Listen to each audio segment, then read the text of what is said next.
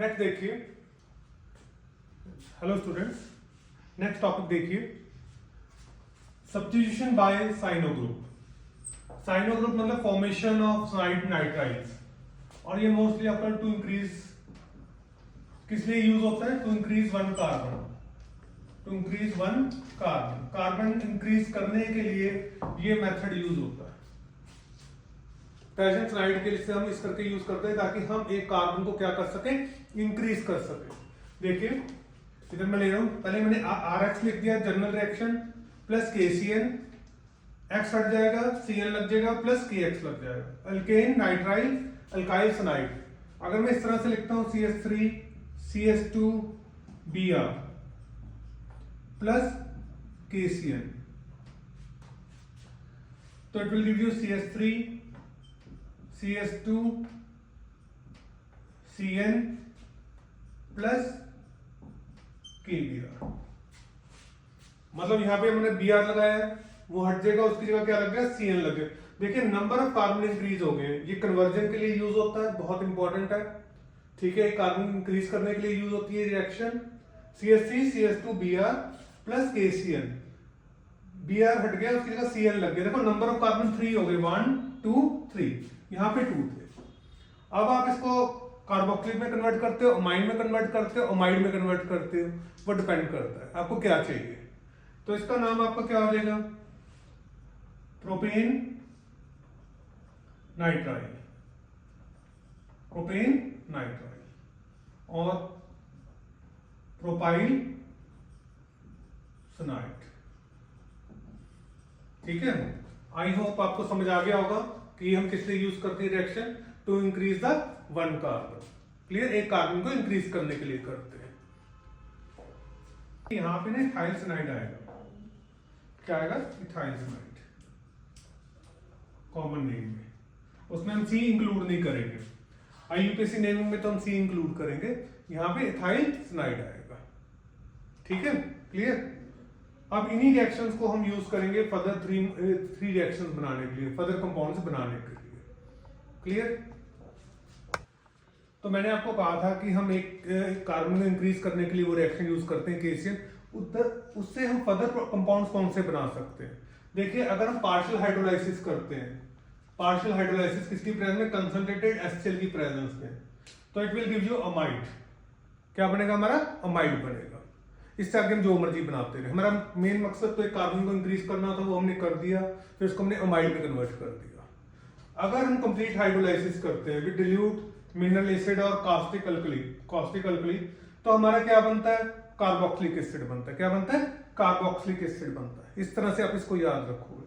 अब ये जो H पॉजिटिव आया, ये H पॉजिटिव आपका एसिड से आया, किसी भी एसिड HCl वगैरह से आप H पॉजिटिव, या आप NaOH कास्टिक से, इससे OH, तो ये चीज हम लिखते हैं, ये चीज लिखते हैं हम यहाँ पे, यहाँ पे ये चीज लिखे, ये वाली चीज है, और OH जो हमने लिखा है वो ये है। आगे बात समझ, पूरा ना लिख के सिर्फ H positive and OH negative लिख दिया, तो ये हमारे पास आ गया carboxylic acid plus NH3। Further अगर हम नेसेंट हाइड्रोजन के साथ करते हैं, ठीक है, ये हाइड्रोजन जो नेसेंट हाइड्रोजन है, तो क्या बनेगा हमारा, अमाइन बनेगा।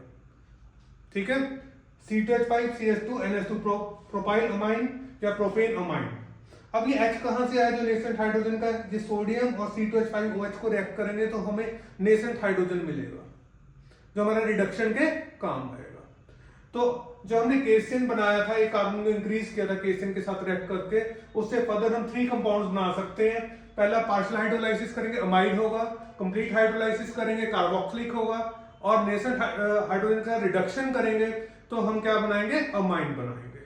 क्लियर, समझ आ गया होगा आपको। अगर समझ आ रहा है सब्सक्राइब कीजिए, लाइक कीजिए और शेयर कीजिए। Next is substitution by isocyanide group. Isocyanide group का मतलब कि हम KCN पहले हमने साइनाइड ग्रुप किया था, अब AgCN के साथ रिएक्ट कर रहे हैं। जब हम AgCN के साथ रिएक्ट कर रहे हैं तो उसमें एक चीज आप नोट कीजिए कि CN की जगह NC लगेगा, CN की जगह क्या लगेगा, NC लगेगा, उसको हम आइसोसाइनाइड कहेंगे। तो C2H5Br plus AgCN give you C2H5NC। पहले CN लग रहा था, अब हमने अल्कोहलिक सिल्वर सनाइड लिया है, तो NC लग गया, आइसोसनाइड प्लस AgBr। देखिए इसको हम एथाइल आइसोसनाइड कहेंगे, कार्बाइल अमाइन भी फॉर्म करते हैं, इसको कार्बाइल अमाइन भी कहते हैं। और जब ये फॉर्म्ड होता है तो अनप्लेजेंट स्मेल होती है, एक्सट्रीमली अनप्लेजेंट स्मेल फाइंड होती है, ठीक है। Next is alkyl isocyanide on reduction.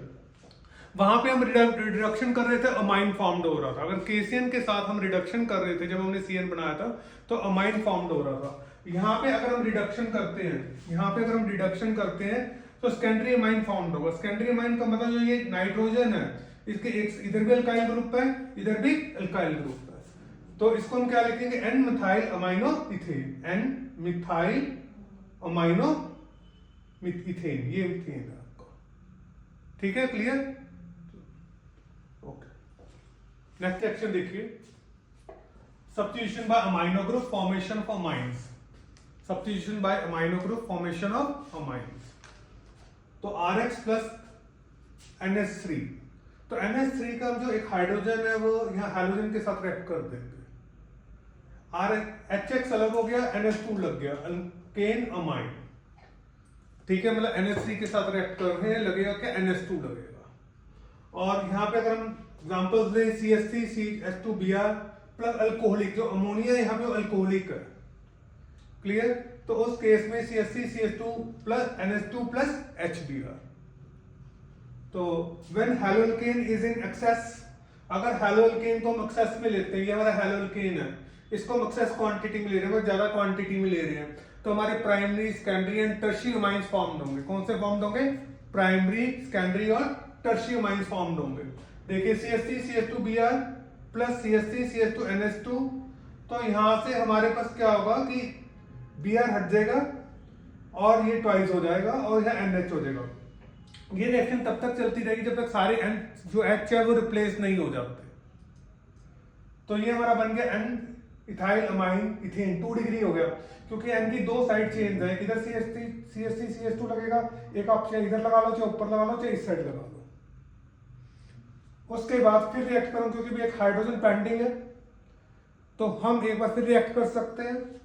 एक बार फिर रिएक्ट करते हैं CH3 CH2Br, तो फिर Br प्लेस कर दिया हाइड्रोजन ने, तो यहाँ पे हाइड्रोजन खत्म हो गए, तो ये थ्राइस हो जाएगा, 3 टाइम्स हो जाएगा, plus HBr, N di ethyl amino ethane, 2 side change होगी, एक आपकी पेरेंट चेन होगी, तो 3 डिग्री बन गया आपका ट्राई इथाइल अमाइन। 3 डिग्री का मतलब टर्शरी होता है, 2 डिग्री का सेकेंडरी और 1 डिग्री का प्राइमरी। क्लियर, समझ आ रहा है आपको। नेक्स्ट, टर्शियरी अमाइंस तक हम बना चुके थे। अब टर्शियरी अमाइन के अगर हम फिर रिएक्ट करते हैं, फर्दर रिएक्ट करते हैं, अल्काइल लाइट के CH3 CH2 के साथ फर्दर रिएक्ट करते हैं, CH3 CH2Br के साथ, टर्शियरी हम बना चुके हैं। और अगर हम एक बार और रिएक्ट करते हैं तो ये 4 टाइम्स हो जाएगा, टेट्रा हो जाएगा, क्या होगा, टेट्राथाइल अमोनियम ब्रोमाइड। तो ये जो हमने पूरी रिएक्शन लिखी है बहुत इंपॉर्टेंट रिएक्शंस है, नेमिंग रिएक्शन भी है, ठीक है, that is Hofmann homolysis reaction. Case study में भी आ सकती है आपको, कैसे कैसे बनेंगे, केस स्टडी भी बन सकता है इसके ऊपर। तो ये आपके लिए इंपॉर्टेंट रिएक्शन है, ये टॉपिक मैं यहाँ पे स्टार लगा देता हूँ, ये इंपॉर्टेंट है कि हमने टर्शियरी तो बना चुके, हम फर्दर फिर बना सकते हैं। एक CH3 CH2Br के साथ फिर रिएक्ट कर दें, 4 टाइम्स हो जाएगा, N positive and Br negative. Total 11 reactions हैं ये, अभी हम 6 पे पहुंचे हैं। Substitution by nitride group, formation of nitrides. मैं एडवांस में इस करके लिख देता हूं ताकि आपका टाइम बच जाए, ठीक है, वीडियो ज्यादा लेंथी ना हो। तो पोटेशियम नाइट्राइड के साथ रिएक्ट कर रहे हैं, ऑक्सीजन जो हमारा है ना वो नेगेटिव चार्ज है, ठीक है, इट इज अटैकिंग साइड, ये हमारा R के साथ जाके ज्वाइन होगा। और ये जो बॉन्ड है हमारी, अगर हम बॉन्ड की बात करते हैं कि ये जो पूरी बॉन्ड है हमारी KO की, आयनिक बॉन्ड है, दिस इज आयनिक बॉन्ड। तो K के ऊपर पॉजिटिव है, O के ऊपर नेगेटिव है, तो जो O के ऊपर नेगेटिव है वो ही आपका जाके इसके साथ रिएक्ट करेगा अल्काइल के साथ। तो आप यहाँ पे O कह सकते हो, that is a attacking side. तो रिएक्शन KNO2 के साथ लिख रहे हैं, तो ज्वाइनिंग जो होगी वो आपकी O से होगी, O अटैक करेगा CH3 CH2O and double bond O plus KBr। This is ethyl nitrite. In this case मैंने लिख दिए यहाँ पे कि in this KO is ionic and therefore the negative charge on oxygen is the attacking site. और अगर हम potassium nitrite use कर रहे हैं तो हम सोडियम नाइट्राइट भी यूज कर सकते हैं, सोडियम नाइट्राइट भी यूज कर सकते हैं। पोटेशियम नाइट्राइट यूज कर रहे हैं तो सोडियम नाइट्राइट भी यूज कर सकते हैं। Next is substitution by nitro group, formation of nitroalkanes. इसमें हम सिल्वर नाइट्राइट के साथ रिएक्ट करेंगे तो जो अटैक होगा, जो हमारा अल्काइल ग्रुप होगा वो नाइट्रोजन के साथ जाके अटैच होगा। पीछे आपने देखा था कि हमारा ऑक्सीजन के साथ जाके अटैच हो रहा था, यहाँ पे हमारा नाइट्रोजन के साथ जाके अटैच होगा। नाइट्रोजन के साथ जाके क्यों अटैच होगा? क्योंकि ये जो बॉन्ड है हमारी AgNO bond, AgO is a covalent bond, therefore nucleophilic attacks through lone pair. तो जो लोन पेयर प्रेजेंट है हमारा नाइट्रोजन के ऊपर, नाइट्रोजन के ऊपर लोन पेयर प्रेजेंट है, उसके साथ जाके अल्काइल ग्रुप हमारा अटैच होगा। ठीक है, ये हमने दिखा दिए। तो हमने बॉन्ड्स बना के दिखाई हैं कि इतनी बॉन्ड्स बनती हैं। आप सिंपल इस तरीके से भी लिख सकते हो CH3 CH2 NO2, तब भी आप इसका नाम नाइट्रोइथेन ही लिखो। ये लिखना कोई जरूरी नहीं है, आप ये यूज कर सकते हो, इसको लिखने में ये यूज कर सकते हो। तो इन AgNO2 the bond between AgO is covalent and therefore nucleophilic की bond covalent है, nucleophilic attack occur through the lone pair of nitrogen। आगे समझ आपको? ठीक। नेक्स्ट देखिए, ठीक है, substitution by carbonyl group, formation of esters. ठीक है, इसमें एस्टर फॉर्म होगा। एक हम ले लेंगे सिल्वर एसीटेट,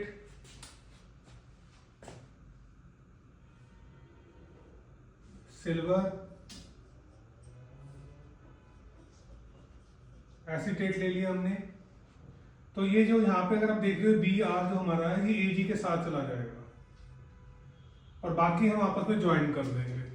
तो हमारा क्या बन जाएगा? एथाइल एथेनॉइड बन जाएगा। क्या बन जाएगा? एथाइल एथेनॉइड। हम एस्टर फॉर्म कर रहे हैं तो ये हमारा एस्टर बन गया। ये क्या बन गया? एस्टर बन गया। तो यहाँ पे वही हमने दिखाया R-COAG, ठीक है, प्लस HRX, ये हमारा अलग हो जाएगा और ये हमारा क्या बन गया? एस्टर बन गया। तो ये फॉर्मेशन ऑफ एस्टर ग्रुप। ठीक है, कोई डाउट किसी को? ठीक है, अगर आपको वीडियो पसंद आए तो लाइक कीजिए, शेयर कीजिए और सब्सक्राइब कीजिए।